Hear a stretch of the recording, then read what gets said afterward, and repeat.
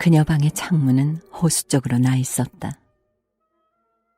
도무지 끝날 것 같지 않은 밤이었다. 아네트는 거리에서 발소리가 날 때마다, 마차가 지날 때마다, 낚싯대가 물가로 다가올 때마다 귀를 기울였다.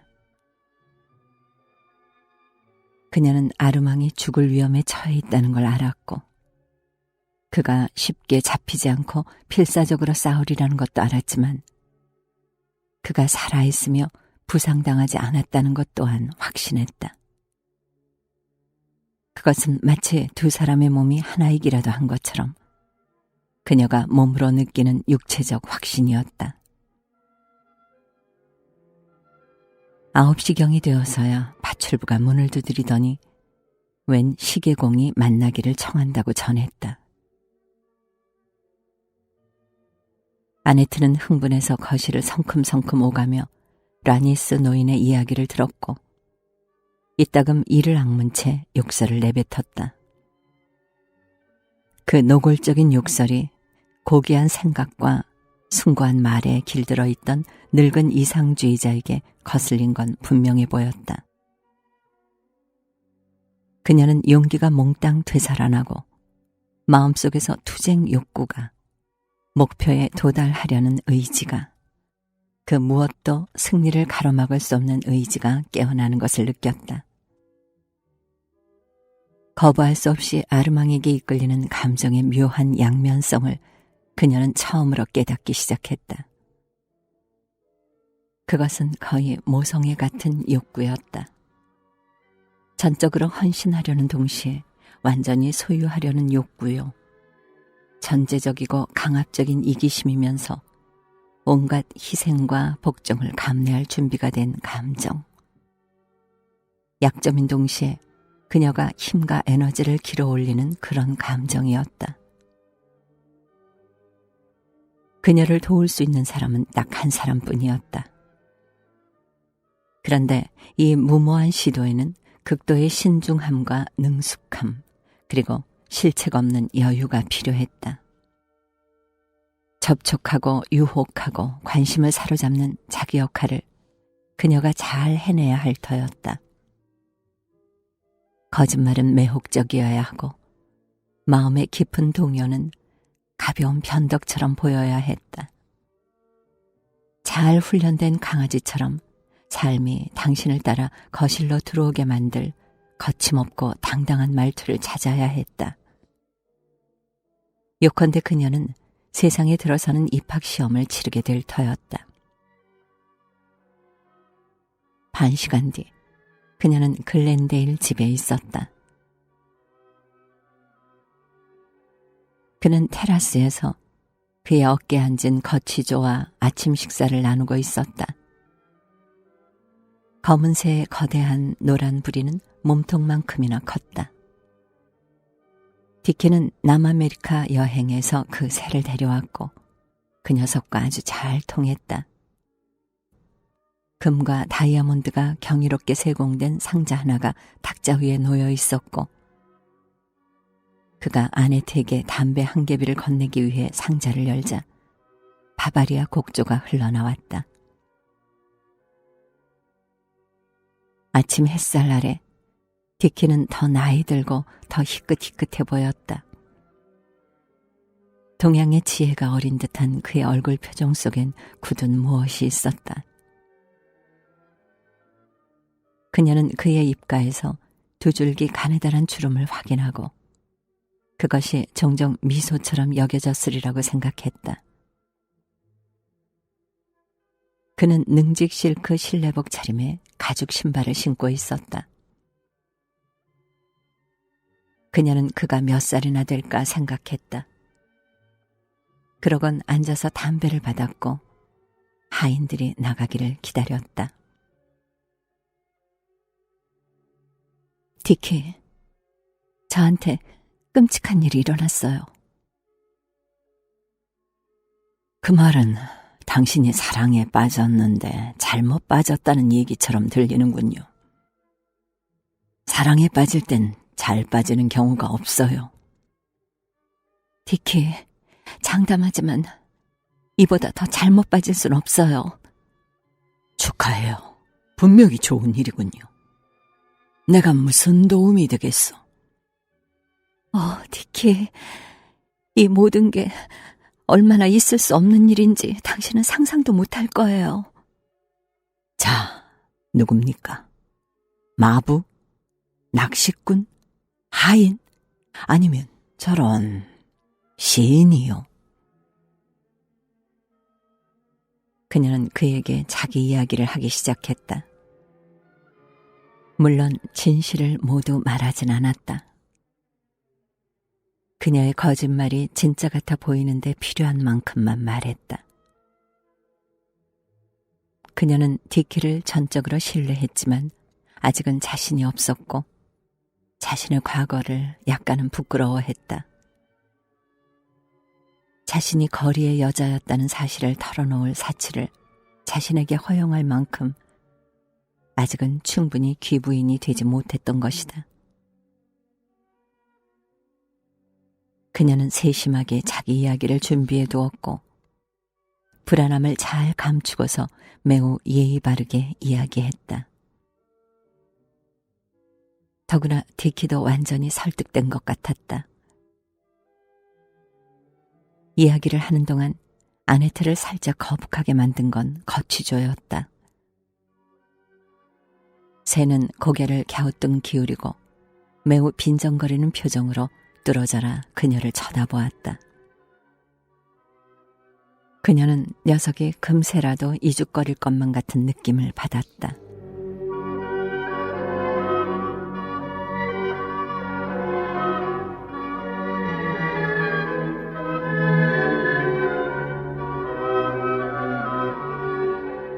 어느 날 저녁, 그녀가 자기 아파트에서 머리를 빗고 있을 때 창문이 닫혀 있는데 갑자기 붉은색 커튼이 이상하게 움직이는 게 보였다. 하녀를 부르려는 순간 뭔가 본능과 직감이 그녀를 꼼짝 못하게 막았다. 그녀는 일어나서 커튼을 향해 다가갔다. 그리고 제 평생 그렇게 기품 있는 얼굴과 그렇게 거만한 눈길, 그렇게 남성적인 아름다움은 보지 못했어요. 그 사람은 셔츠바람으로 손에 권총을 들고 서 있었어요. 상상할 수 있는 한 가장 낭만적인 표정이었죠. 그 사람은 당신 서재에 있는 바이런 경의 초상화를 살짝 닮았어요. 전 심장이 멎는 줄만 알았어요. 그리고 바로 천박한 강도일 리 없다는 생각이 들었죠. 그 창백하고 순수한 이마 뒤에 감춰진 생각은 어떤 고귀한 영감에서 나온 것일 수밖에 없다는 생각이 들었어요. 토스트에 버터를 바르던 글렌데일이 살짝 눈살을 찌푸렸다. 어쨌든 비범한 일이긴 하군요. 그가 살짝 불쾌하며 말했다. 남자에게 육체적 끌림을 느낄 때마다 여자는 언제나 그 남자의 영혼에, 아니 조금 더 현대적으로 말하자면 그 사람의 지성에 매료되었다고 주장하죠. 그가 지적인지 아닌지 말 한마디 내뱉을 시간이 없었을 때조차 말입니다. 이 경우도 그런 것 같군요. 당신이 그자의 영혼을 찬양하니 말이오. 육체적 끌림을 정신적 사랑과 혼동하는 건 정치와 이상주의를 뒤섞는 것이나 마찬가지예요. 아주 나쁜 일이죠. 좋습니다. 그래서 어떻게 되었죠? 그러니까 그 명백하게 일어난 일 말고, 그래서 당신이 대단한 만족을 얻었던 것으로 보이는 일 말고 말입니다. 제발 부탁이에요, 디키. 비웃지 마세요. 전 그런 것 끔찍이 싫어해요. 저는 그 사람의 상처에 붕대를 감아주었죠. 참, 그 사람이 다쳤다는 걸 깜빡 잊고 말하지 않았군요. 물론 아주 심한 상처는 아니었겠죠. 그를 거부할 수 없게 만들 정도로만 다쳤겠죠. 글렌데일이 말했다. 그리고 며칠 동안 그 사람을 제 아파트에 숨겨주었어요. 우리는 서로 미친 듯이 사랑에 빠졌어요. 그런 뒤 일주일 정도 그를 다시 보지 못했어요. 그런데 지금 그 사람이 또다시 잘못된 일을 범한 것 같아 겁이 나요. 이를테면 그 멍청한 로덴도르프의 집을 턴 것 말입니까? 그걸 어떻게 아세요? 신문에 난 일이요. 디키, 그를 돕고 싶어요. 그 사람에 대해 정확히 뭘 아는 거요? 그가 거부할 수 없는 존재라는 사실 말고 말이요. 불행히도 그 사람은 아나키스트인 것 같아요. 정말요? 게다가 아주 유명한 사람인가 봐요. 이름이 아르망 드니예요. 그에 대해 들어본 적 있으세요?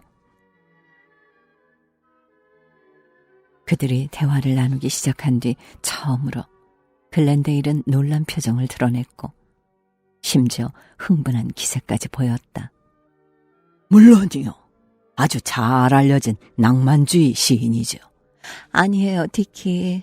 그 사람은 전혀 시인이 아니에요. 그는 행동가이고 사회개혁가예요. 그 사람은 정의와 자유와 모든 걸 지상의 모든 인간에게 주고 싶어 해요. 내 말이 바로 그겁니다. 낭만적 시인이란 말이죠. 글렌데일이 거듭 말했다. 바이런처럼 50년 전에 그리스 독립을 위해 싸우다 설사병으로 죽었을 그런 유형의 인간이란 말이요. 낭만주의 시대가 남긴 이 최후의 잔재들보다 더 비극적인 건 없어요. 20세기가 이미 코앞에 와 있는데 과거가 계속해서 우리의 물가로 실어보내는 최후의 잔재들 말이요. 내 친구 칼 마르크스가 어느 날 크로포트킨과 바쿠닌의 제자들을 이렇게 기막히게 묘사했지요. 자신들의 고상한 인간적 감정과 고결함을 사회주의 학설로 여기고 절대적인 것을 꿈꾸는 몽상가들. 이런 사람들은 사회과학보다는 고상한 감정을 갖고 고귀한 마음을 품고 시적 영감에 속하는 영혼의 선의를 갖고 사회 문제들에 접근한다. 그들은 화가가 그림 소재 앞에 서듯이 어떻게 걸작을 만들까 고심하며 인류 앞에 선다. 그들은 빅토르 위고가 시적인 벼락을 던지듯이 폭탄을 던진다. 그런데 그 효과는 훨씬 미미하다. 그렇다고 당신의 청년이 나쁜 연인이라는 것은 아니요. 오히려 반대죠. 아네트가 그를 향해 애원하는 눈길을 들었다. 그런데 제가 어떻게 해야 하죠, 디키? 그를 어떻게 돕죠? 온 스위스 경찰이 그를 쫓고 있어요. 아주 낭만적이군요. 글렌데일이 커피잔을 마저 비우며 말했다. 스위스에 낭만적인 무엇이 있을 수 있다면 말이요. 당신의 음유 시인과 이탈리아로 여행을 떠난 건 어떻겠소? 당신의 강박증에서 벗어나기 위해서라도 말이요. 그리고 혹시 압니까? 혹시 그가 폭탄 말고 지상낙원에 도달할 다른 방법들이 있다는 걸 당신 품속에서 깨닫게 될지. 새 토스트를 하나 집어들며 그가 말을 이었다. 그런데 아네트, 도대체 당신은 정확히 누굽니까? 아네트는 천진한 눈을 크게 떴다. 무슨 얘기예요? 전 카무행 백작 부인이에요. 저런, 감호행 백작이라는 사람은 존재하지 않아요. 살짝 지친 표정으로 글렌데일이 대답했다. 그냥 넘어갑시다. 내가 뭘 할 수 있는지 보겠소. 더구나 그 청년을 만나보고 싶군요. 나는 직접 폭탄을 던져본 적은 없지만 최선을 다했어요. 사실 내가 살아온 방식이 영국 귀족층과 당신의 젊은 친구가 썩어빠진 지도층이라고 부르는 계층에 최근 테러리스트들이 벌인 모든 테러보다 더 큰 피해를 끼쳤을 겁니다. 따라서 당신과 당신이 보호하는 젊은이를 위해 이탈리아로 낭만적인 여행을 준비해 보겠소. 재미있을 것 같군요. 위험한 아나키스트가 스위스 국경을 넘는데 내가 어떤 도움을 주었는지 나중에 웨일스 공에게 얘기할 기쁨을 맛볼 수 있겠군요. 이 얘기가 우리 고귀하신 여왕님의 귀에도 들어갔으면 좋겠소. 사실 내 명성을 지키기 위해 뭔가 할 때가 되긴 됐어요. 그러지 않으면 사람들이 내가 늙은 줄 알 겁니다. 아르망과 그 동료들의 탈출은 세 나라의 경찰이 쫓는 범죄자 집단이 감히 꿈꾸지 못할 만큼 그 어떤 탈출보다 쉽고 편안한 탈출이었다. 그들은 글렌데일의 특별 열차를 타고 호사스럽게 국경을 넘었다. 그의 가문이 가담하지도 않은 3차 십자군 전쟁 이후로 가문의 방패 위에 새겨진 노란색 배경 위로 풀쩍 뛰어오르는 표범 문양과 공작 왕관이 그려진 열차 창문으로 스위스 풍광을 감상하며 국경을 넘은 것이다. 연방 당국이 길을 열어주었고 기차에 올라타서 경비까지 섰다. 최근에 테러리스트들이 벌인 테러 이후로 스위스가 귀한 손님들의 안전을 보장하기 위해 경계를 소홀히 하지 않기로 결정한 것이다. 공작은 그들에게 자기 경주마들을 밀라노에서 있을 장애물 경주에 데려가는 것이라고 설명했다. 마곡간 열차가 기차에 연결되었고 경찰관들이 존경스러운 눈길로 지켜보는 가운데 근사한 벽돌색 체크무늬 정장을 입은 풍채 당당한 코치가 팔에 안장을 든 기수 한 사람을 동반하고 열차에 편안하게 자리를 잡고 앉았다. 글렌데일과 사퍼는 거의 서로를 끌어안을 뻔했다. 두 사람 모두 같은 경주마를 알고 있었던 것이다.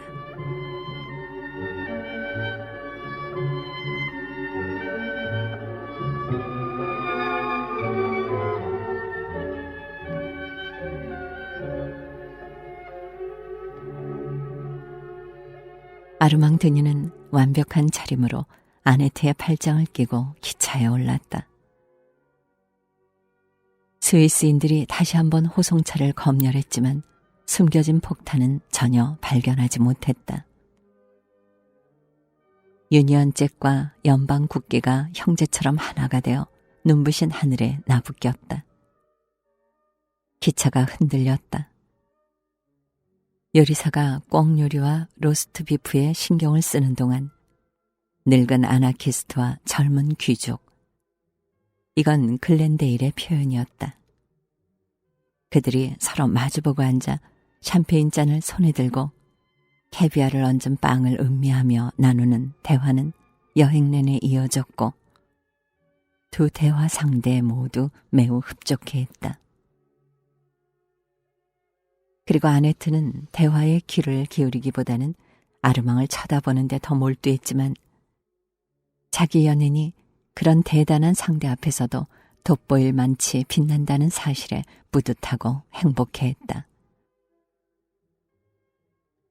이 시대 가장 세련된 이들 중 한 사람과 펼치는 구두 검술에서 아르망이 보여주는 놀라운 개성과 능숙한 솜씨와 정확한 찌르기를 지켜보며 아네트는 운명이 그에게 매우 부당했다고 생각하지 않을 수 없었다. 그는 적어도 대공으로는 태어났어야 마땅했다. 글렌데일이 말했다. 당신의 논리가 대단히 인상적이라 무슨 말을 해야 할지 모르겠군요. 일시적으로 국가를 대표하는 사람들을 공격함으로써 국가를 파괴하겠다는 당신의 생각이 나한텐 약간 모호해 보입니다. 당신은 개인의 중요성을 과대평가하시는군요. 그 개인이 왕이건 공화국 대통령이건 말입니다. 당신이 자신을 표현하기 위해 폭탄을 던지는 건 아닌지 의심이 되는군요. 다른 표현 방식이 없어서 말입니다. 사실을 말하자면 재능이 없어서겠죠. 국회나 다리를 폭파하는 것이 당신을 기쁘게 해준다거나 편안하게 해준다고 말한다면 이해하겠소. 온종일 물가에 앉아서 낚싯대를 쥐고 사는 사람들의 즐거움을 공유하지 않고도 그들을 이해할 수 있듯이 말이오.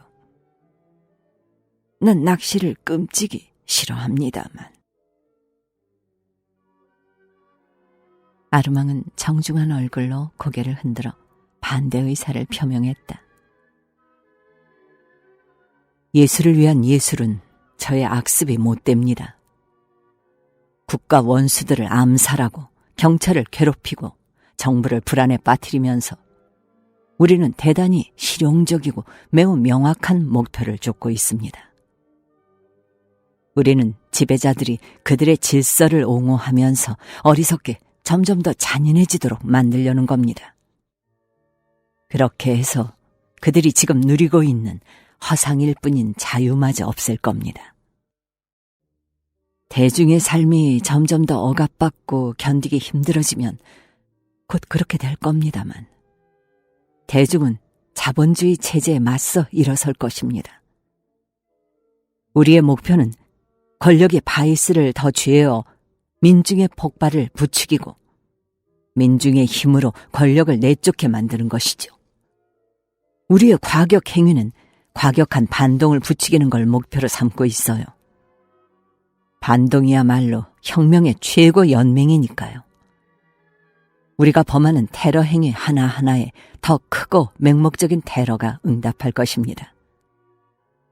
그렇게 해서 자유가 털끝만큼도 남아있지 않게 될 때 온 민중이 우리와 합세할 것입니다.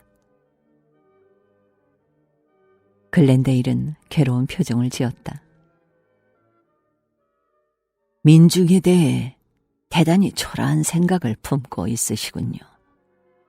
개인적으로 나는 퇴폐적인 귀족으로 여겨지고 있지만 기왕 나왔으니 하는 말입니다만 우리는 늘 누군가에겐 퇴폐 예술가지요.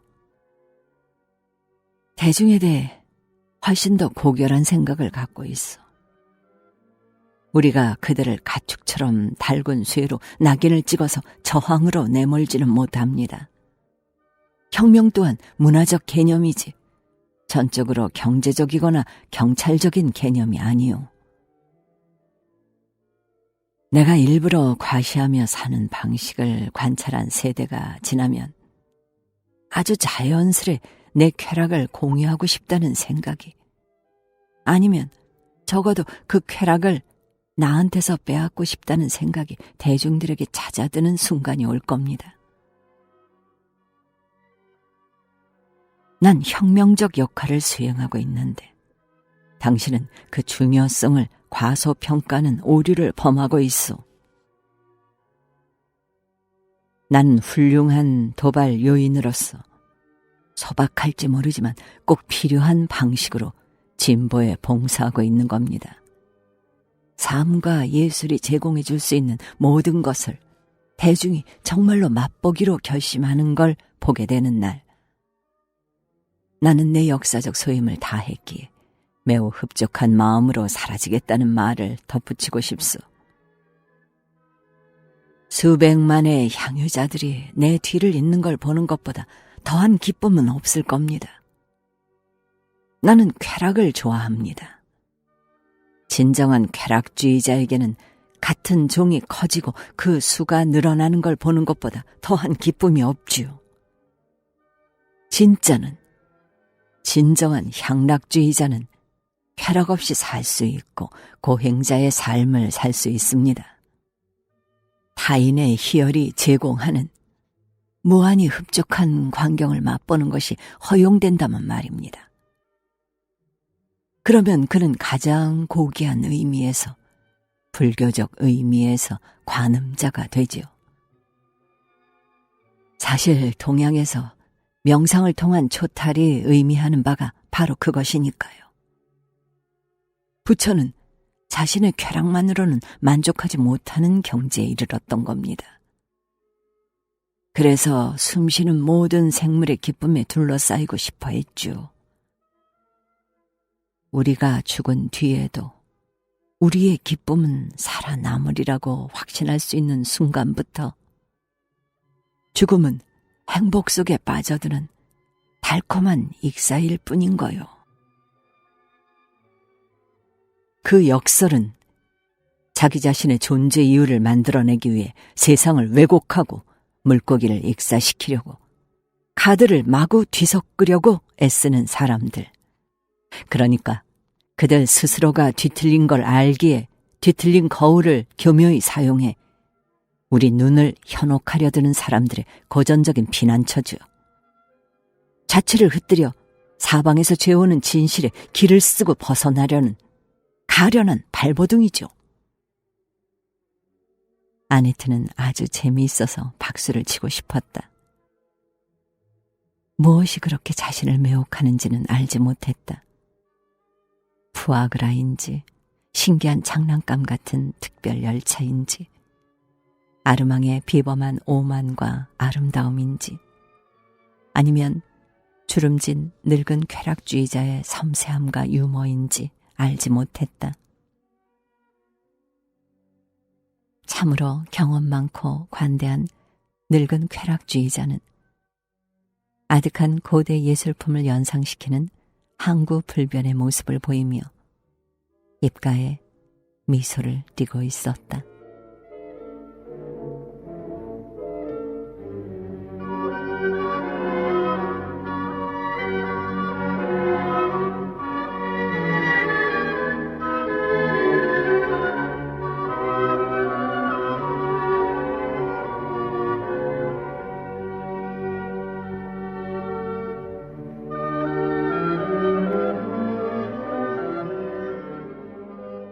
이어지는 몇 달 동안 아르망이 밀라노의 숙소에 숨어 지내는 사이 글렌데일은 아네트가 짐작조차 못한 고대 세계를 마법사처럼 여유롭게 그녀에게 보여주었다. 그녀에겐 이번이 이탈리아와의 첫 접촉이었다. 그녀가 큰 기대를 하고 있었음에도 이 충격적인 발견에는 전혀 준비가 되어 있지 못했다. 그녀는 너무 흥분한 나머지 병이 들었고 며칠 동안 침대에 누워 열린 창문으로 에메랄드빛 도시가 분홍 새벽빛에서 노란 석양빛으로 물들어가는 것을 응시했다. 그녀가 앓는 병을 매우 정확히 진단한 의사는 그저 산 조르조 마조레 쪽으로 커튼을 치게 했고 쥐 오줌풀 용액 몇 방울을 처방했다. 로마에서는 초기 기독교인들의 사자 먹이로 던져졌던 콜로세움을 걸으며 자연히 아르망을 순교자의 역할로 상상하고 원형 경기장 한가운데서 펑펑 울었다. 그것을 지나던 어느 선량한 사제가 그녀의 신앙의 감동에 다가와 그녀에게 강복을 내릴 정도였다. 네로 황제가 자기 발 아래에서 불타는 로마를 보며 리라를 켰다는 바로 그 장소에 이르러 가이드가 안내인 자격증을 보여주며 장소가 확실하다고 말했다.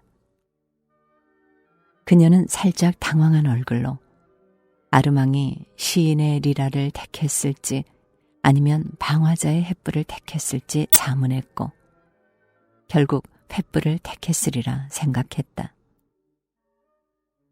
그 편이 그의 아름다운 외모와 기막히게 어울리리라고 생각한 것이다. 무게 마차를 타고 머리를 쿠션에 기댄 채 양산을 흥겹게 돌리며 아피아 가도를 돌아보면서 그녀는 아르망이 나폴레옹 군대의 깃발 아래 선봉에 서서 행진하는 모습을 보았고, 그런 상황이라면 자신이 무슨 옷을 입을지 몽상에 잠겼고 곧장 루피네로 달려가 새 드레스를 주문했다. 베네치아로 돌아와서는 디카의 곤돌라를 타고 운하 위를 미끄러지듯 항해했고, 참으로 가볍고 경쾌하고 경박하기까지 한 분홍색 교회들에 들러 무릎을 꿇었으며 피렌체와 피사, 볼로냐와 파두를 발견했고 지오토의 빛을 두 눈 가득 담았으며 스칼라에 있는 베르디의 집에서 베르디 음악을 들은 뒤로는 이제 다르게 산다는 건 상상조차 할 수 없다고, 드디어 자신의 자리를, 자신의 세계를, 자신의 운명을 찾았다고 다짐하게 되었다. 그는 자기 계획이 윤곽이 잡히기 시작했으며 그것이 그녀에게서 마귀를 몰아내 주리라고 느꼈다. 당신은 요즘 점점 더 보기 드문 재능을 가졌어요. 사는 기쁨을 누릴 줄 아는 재능 말이요. 그 재능을 길러야 합니다. 난 당신을 돕기만 바랄 뿐이요. 그러나 동맹국으로 이탈리아를 몽땅 갖고도 글렌데일은 때때로 지는 싸움을 하고 있다고 느꼈다. 자기 수중에 두고 있는 그 모든 눈부신 광채로도, 마술사 같은 온갖 재주로도 그는 그녀가 본질적인 것을 잊게 만들지를 못했다. 삶을 풍요롭게 하는 그 모든 기쁨 중에서 그녀는 어느 기쁨이 정말 중요하고 유일한 기쁨인지를 매우 잘 알았다. 밀라노에서 오페라를 관람하고 나서 그녀를 호텔까지 바래다주고 그저 그녀의 손에 입을 맞추고 난 뒤 그녀가 어둡고 평판 나쁜 어디로 서둘러 달려갔는지 그는 모르지 않았다. 내 차를 당신에게 남겨둘까요? 아니에요, 디키. 상마차를 탈게요. 그러는 편이 덜 눈에 띄어요. 그는 상마차를 불러 그녀가 마차에 오르는 걸 도왔고, 그녀는 초조해하며 마블을 재촉해 비아 페르디타로 갔다. 그곳엔 아르망이 불결한 회랑 끝 어두운 건물 안에 숨어 있었다.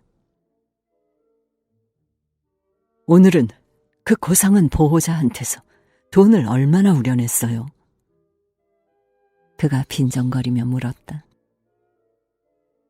그러나 그녀는 그 냉소적인 태도에 속지 않았고, 그녀가 곁에 없는 것에, 그녀가 글렌데일과 친밀하게 지내는 것에 아르망이 괴로워한다는 걸 알았다.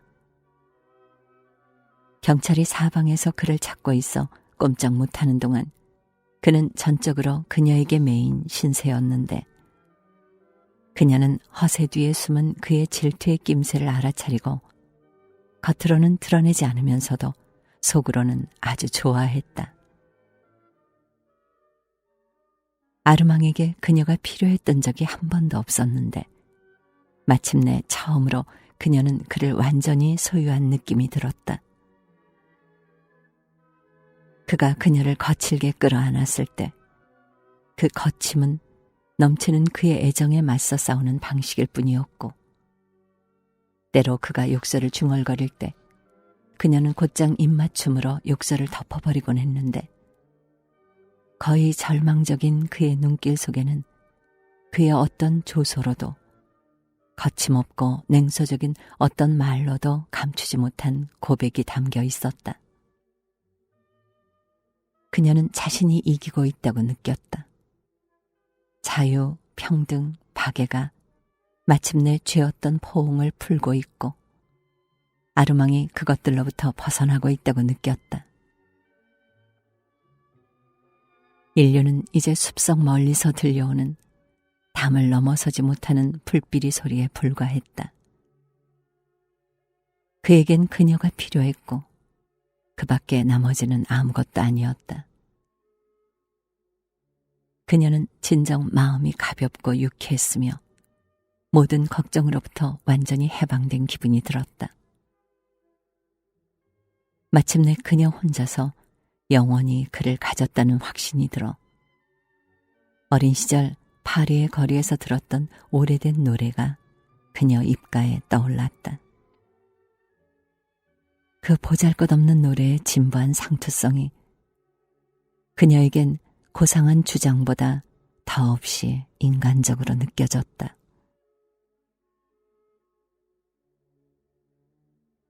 난 다른 건 몰라요. 오직 내 사랑밖에는, 오직 내 사랑밖에는. 난 단 하루도 살지 못할 거예요. 내 사랑 없이는, 내 사랑 없이는. 개관 시인이 아연실색해서 고개를 들었다. 레이디엘이 노래를 부르고 있었다. 그녀는 꽃핀 라일락가지 아래 멈춰서서 프랑스어로 그녀의 백발과 정말이지 어울리지 않는 놀랍도록 젊은 목소리로 노래를 하고 있었다. 그녀의 목소리는 늙을 줄 몰랐다. 살짝 부담스러울 정도였다. 잠시 후 노래는 그녀의 입술에서 죽었는데 이번에는 그녀 눈에 눈물이 고였다. 얼굴에는 미소를 머금고 손으로는 라일락 가지를 다정하게 어루만지고 있었는데도 버시경은 눈을 돌려 고개를 숙인 채 지팡이로 오솔길에 작은 네모를 그리기 시작했다.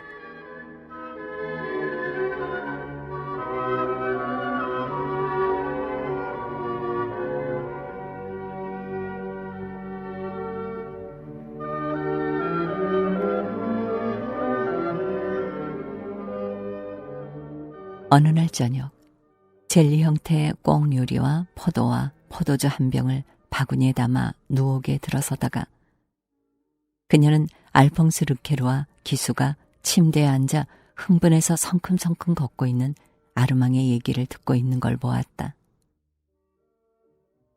아르망은 그녀에게 건성으로 고갯짓을 했고 아네트는 아르망의 말을 듣지 않고도 그의 강박증이 다시 도졌다는 걸 알아차렸다. 르케르는 황소 같은 힘과 자신만만하고 침울하고 거만한 인상은 여전했지만 그 당시 잘 알려진 질병의 말기에 이르러 있었다.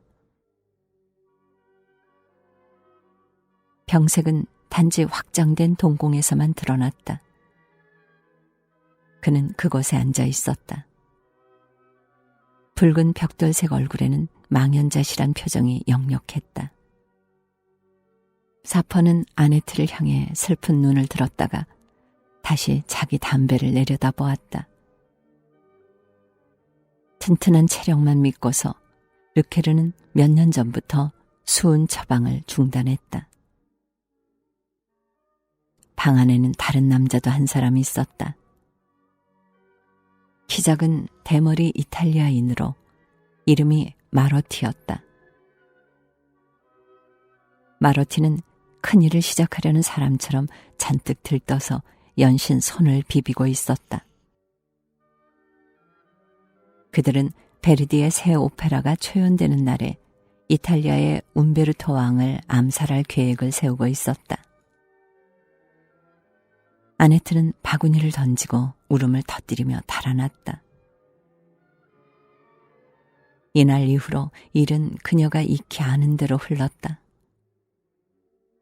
또다시 그녀는 자기 보석들을 포기해야 했고 보석들은 본래 가치의 3분의 1도 채 안 되는 가격으로 팔렸다. 모든 돈이 테러 준비에 들어갔다. 디키가 그녀에게 준 귀걸이 사건은 아네트와 글렌데일과 아르망을 잇는 기이한 관계를 보여주는 전형적인 것이었다.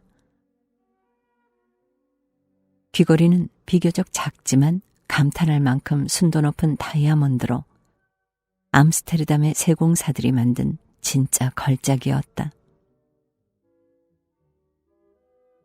아네트는 매일 저녁 살아있는 2마리 곤충이라도 되듯 그것을 손바닥에 담아 살피곤 했다. 아르망이 그것을 달라고 했을 때 그녀는 깊은 한숨만 내쉬고는 바로 빼서 건넸고 귀걸이는 즉각 갈리에라에 팔렸다. 이튿날 저녁 식사 때 글렌데일이 아네트를 쳐다보더니 매우 퉁명스럽게 보석이 어디에 팔렸는지 물었다. 그는 곧 그것을 되사서 그녀에게 다시 주었다. 귀걸이는 얼마 지나지 않아 행동대의 손에 다시 들어가 갈리에라로 넘어갔는데 글렌데일이 아네트에게 훈계를 하고 다시 한번 되살 땐 살짝 화가 난 것도 사실이었다. 어리둥절해하는 보석상에게 어떻게 그 귀걸이를 3번씩이나 되사게 되었으며 자신이 매번 더없이 무고한 얼굴로 약속을 했는데도 그 보석이 어떻게 매번 아르망에게 넘어갔는지 떠올리며 레이디엘은 종종 웃곤 했다. 글렌데일은 결국 인내심을 잃고 말았다. 그는 아네트에게 불같이 화를 냈고 눈물을 흘리는 그녀를 남겨둔 채 온 밀라노 사람이 아는 노랑과 검정이 섞인 쿠페를 타고 매혹적인 카모행 백작 부인이 무시무시한 애인과 함께 그곳에 있을 때 경찰이 들이닥칠까 두려워 그가 항상 감시를 붙여주던 테러리스트의 새 은신처로 갔다. 이런 법석이 그의 계획을 심히 저해할 것이었기에 테러리스트의 안전을 살피면서 그는 분노가 점점 더 치밀어 올랐다. 그의 유머 감각으로도 완전하게 그 분노를 통제하지 못할 정도였다. 검은 터레트 차림으로 그는 제복에 모자까지 갖춘 하인 2명을 거느리고 비밀 인쇄소에 극적으로 등장했다. 아르망은 인쇄기를 돌리고 있었고 마로티는 아나키스트들이 그즈음 이탈리아 북부에 뿌리던 팸플릿을 마지막으로 손보고 있었다. 글렌데일은 가게 뒤쪽 계단을 내려와 모여있는 사람들을 무섭게 쏘아보았고 아르망 쪽으로 다가가 자기 지갑을 꺼내더니 무뚝뚝한 어조로 물었다. 움베르토 암살을 제대로 성사시키는데 정확히 얼마가 필요한 거요? 그 계획에 드는 비용을 전부 내가 부담할 테니 제발 부탁인데 그 귀걸이는 좀 가만히 내버려 두시오. 그건 그녀가 아끼는 겁니다. 당신이 좋다면 당신이 그녀에게 주는 선물이라 칩시다.